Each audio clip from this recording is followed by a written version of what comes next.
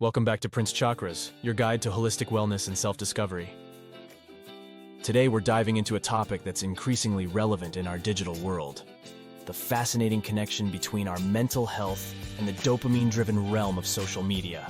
I'm here to guide you through understanding the effects of dopamine on our mental health and share valuable insights on managing our social media habits for a healthier mind and soul.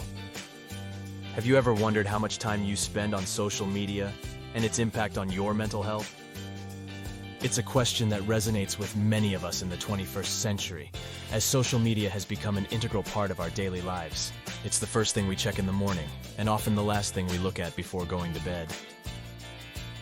But what does this constant exposure do to our mental well-being? The rise of social media platforms over the past decade has drastically changed the way we communicate and interact with the world. We're more connected than ever, with the ability to share our thoughts, experiences, and lives with a vast global audience. But this increased connectivity also comes with potential negative effects. Excessive social media use has been linked to a range of mental health issues, including anxiety and depression.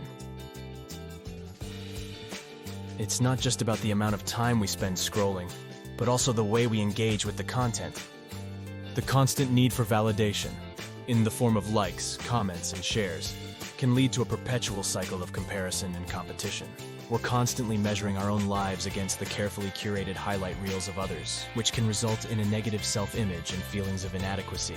Moreover, social media platforms are designed to be addictive, using algorithms that promote content designed to keep us engaged and coming back for more. This can lead to a sense of FOMO, or fear of missing out, adding another layer of anxiety and stress to our already busy lives. But it's not all doom and gloom. While it's important to be aware of these potential pitfalls, it's equally vital to remember that social media is just a tool. Like any tool, it's all about how we use it. By being mindful of our usage and taking steps to manage our exposure, we can mitigate some of these potential negative effects.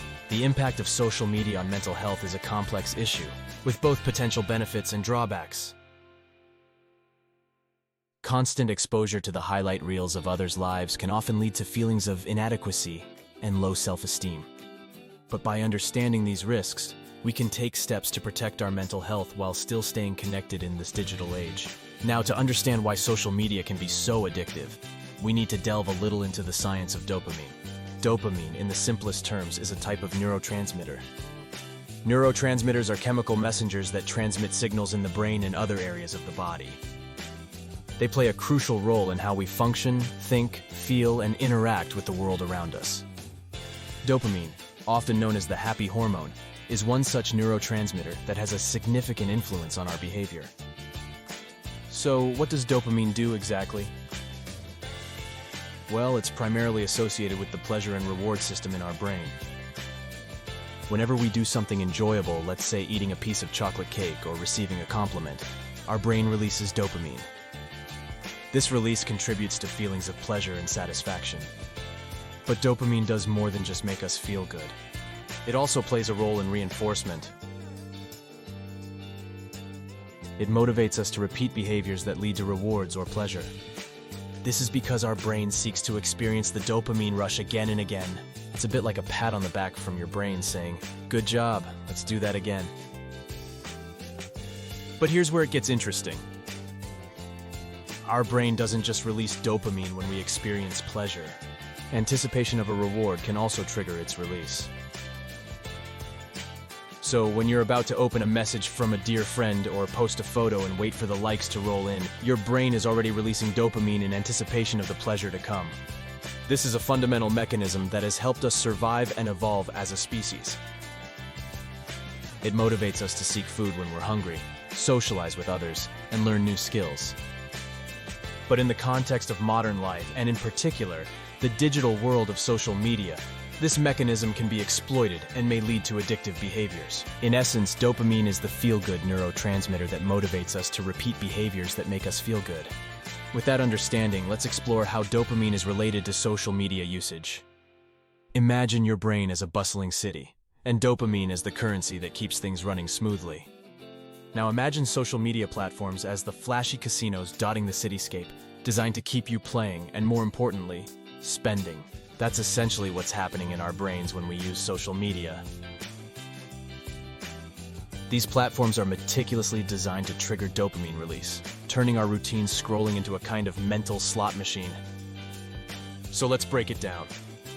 When you post a photo, a status update, or even a simple comment, you're essentially rolling the dice, waiting for the likes, shares, and comments to come in.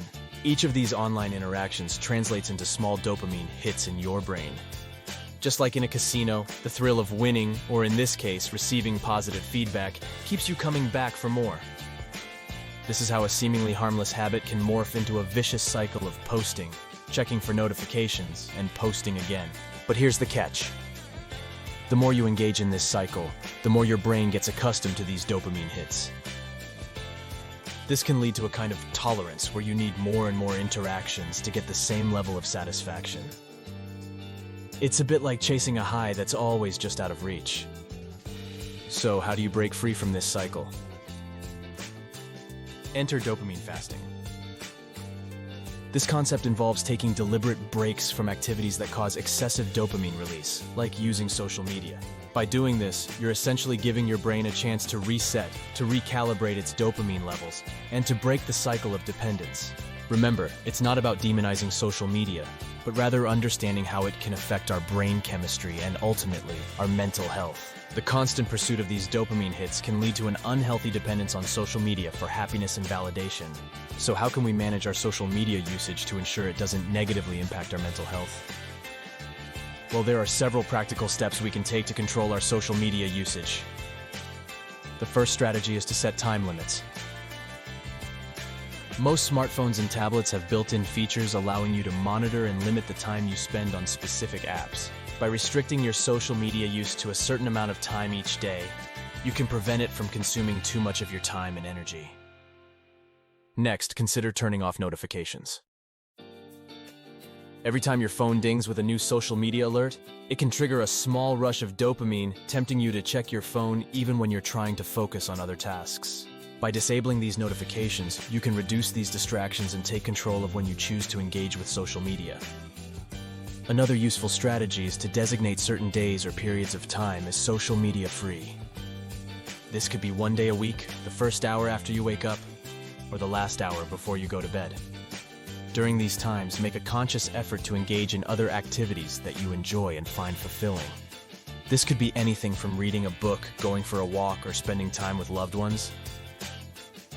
Not only can this break the cycle of constant social media use, but it can also help to retrain your brain to find pleasure and satisfaction in other activities. Finally, remember that it's important to strike a balance.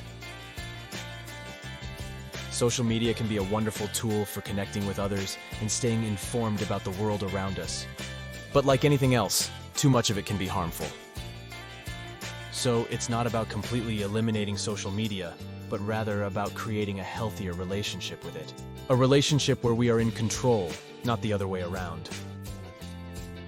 In conclusion, while social media can be a great way to stay connected, it's important to be aware of its potential impact on our mental health. As we've navigated this topic throughout our discussion, we've uncovered the complex relationship between social media and mental health. It's clear that while these platforms offer a myriad of benefits from staying in touch with loved ones to instant access to global happenings, they can also have some unintended consequences. One of these consequences, as we've learned, is the potential for excessive social media use to negatively affect our mental health. We've seen how the constant barrage of updates, likes, and shares can lead to feelings of anxiety, depression, and isolation. This is largely due to the role of dopamine, that feel-good neurotransmitter that our brain releases when we engage in activities we find rewarding. Through these platforms, we're essentially in a constant cycle of seeking rewards, whether it's the thrill of a like on a post or the satisfaction of a retweet. But this constant craving can lead to an overload, and eventually a depletion of our dopamine levels. This can leave us feeling deflated, anxious, and even depressed. We've also explored some effective strategies for managing our social media usage. These include setting boundaries for when and how long we use these platforms, taking regular breaks, and ensuring we're engaging in other activities that promote dopamine production in a healthy way, such as exercise or spending time in nature. Social media is a part of our lives, but it doesn't have to control them. We can harness its benefits while also being mindful of its potential pitfalls. By understanding the science behind our social media habits and implementing strategies to manage our usage, we can enjoy the benefits of social media without it negatively impacting our mental health. Thank you for joining me on this journey today. Remember, taking small steps towards mindful social media usage can significantly impact our well-being. If you found this information helpful, don't forget to hit that like button, share with friends seeking a digital balance, and subscribe to Prince Chakras for more empowering content. Until next time, take care, stay mindful, and nurture your inner balance. Namaste.